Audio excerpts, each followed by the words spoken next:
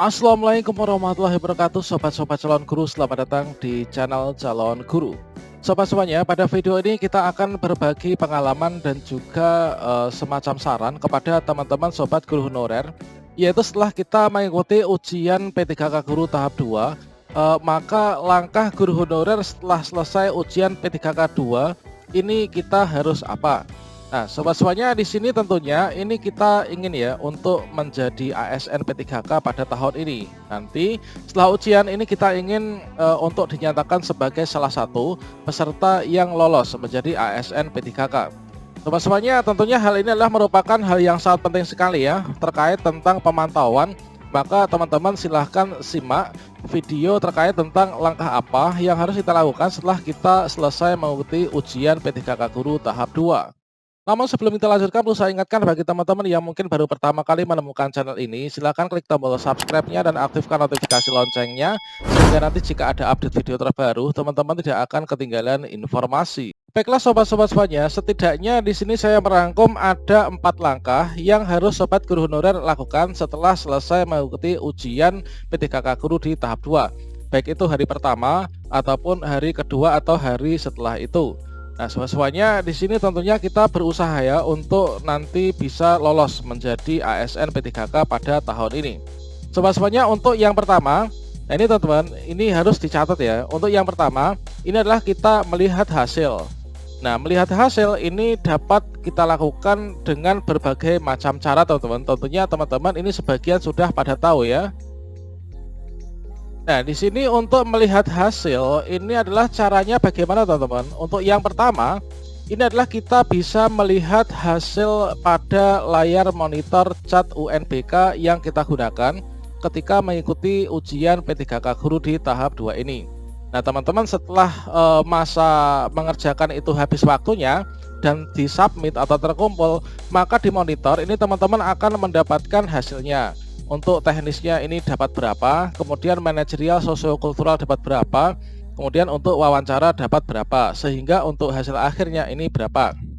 Ya, asal teman-teman tahu saja, untuk hasil yang muncul pada layar monitor, ini adalah hasil belum ada afirmasi teman-teman, jadi masih hasil murni ya, kita mengerjakan dari cat UNBK. Jadi cara pertama untuk melihat hasil ujian ini adalah kita bisa melihat pada layar monitor cat UNBK kita. Kemudian untuk yang kedua, nah yang kedua ini adalah kita bisa melihat hasil yaitu dari papan pengumuman tempat uji kompetensi teman-teman. Jadi setelah ujian selesai, sesi selesai, maka panitia atau proktor itu nanti akan mengeprint atau mencetak, kemudian menempelkan hasilnya rekapitulasi ini pada papan pengumuman tempat uji kompetensi yang kita gunakan. Nah, jadi teman-teman kita bisa melihat yang ini ya untuk cara yang kedua. Kemudian yang ketiga, inilah kita bisa melihat hasil kita. Ini adalah pada pengumuman prasanggah teman-teman. Jadi nanti pengumuman prasanggah teman-teman dapat melihat hasilnya, termasuk juga di sini kita bisa melihat pesaing kita ya. Nah, pesaing kita dalam satu formasi itu siapa saja, kemudian nilai mereka itu berapa. Apakah nilainya di atas kita atau di bawah kita teman-teman. Nah, di sini cara ketiga adalah kita melihat pengumuman prasanggah nanti. Kemudian untuk yang keempat, ini adalah kita bisa melihat pengumuman hasil ini pada pengumuman pascasanggah. Kalau misalkan pada pengumuman prasanggah, ini adalah pengumuman yang belum final, artinya nanti jika teman-teman ada yang nggak lulus terus kemudian mengajukan sanggah, kemudian kita nanti diterima ya sanggahnya, maka akan berubah drastis untuk terkait tentang nilai dan juga perankingan. Bisa jadi pada prasanggah ini, pada masa sanggah nanti teman-teman yang nggak lolos bisa lolos dan yang lolos ini bisa tidak lolos. Nah, ini adalah cara keempat, ini kita bisa melihat pada pengumuman pasca sanggah. Nah, berikutnya teman-teman, yang kedua, langkah guru honorer setelah kita itu mengikuti ujian ini adalah kita mencatat hasilnya. Kita mencatat hasilnya ini adalah merupakan nanti salah satu strategi ya, ini untuk bekal kita mengajukan sanggah dan juga kita sekaligus bisa memantau transparansi teman-teman. Nah, ini kemudian teman-teman di sini kita bisa mencatat hasil dari perolehan kita sendiri ya. Nah, asal kita tahu saja untuk kita mencatat hasil kita sendiri itu adalah dari yang murni, ini adalah dari cat UNBK, kemudian kita tambah dengan afirmasi, perkiraan afirmasi yang kita dapatkan kita bisa melakukan perhitungan ya dengan menggunakan rumus. Nah, silahkan simak video saya sebelumnya teman-teman terkait tentang bagaimanakah cara untuk menghitung hasil ujian P3K kita sendiri. Itu sudah sering sekali banyak video saya sebelumnya ya. Jadi di sini kita catat hasil sendiri, baik itu murni ditambah dengan afirmasi. Dengan begitu nanti kita akan mengetahui untuk perolehan sementara kita lolos passing grade ataukah tidak. Kalau misalkan lolos passing grade itu kita masuk P1, P2 ataukah P3. Nah, kemudian yang kedua teman-teman, di sini kita juga wajib untuk mencatat hasil perolehan dari pesaing kita.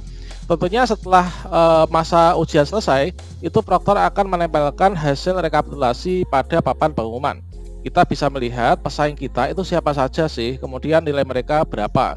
Kalau misalkan pada prasanggah nilainya sekian, tapi nanti disanggah sekian, nanti teman-teman bisa melihat pesaingnya itu kira-kira transparansinya itu benar atau tidak gitu ya. Nah ini teman-teman, untuk yang kedua adalah kita mencatat hasil ya, baik itu mencatat hasil diri kita sendiri atau mencatat hasil dari pesaing kita.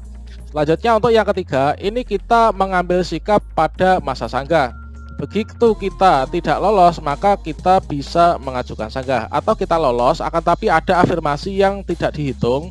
Yaitu teman-teman, ini kita bisa mengambil sikap ya pada masa sanggah.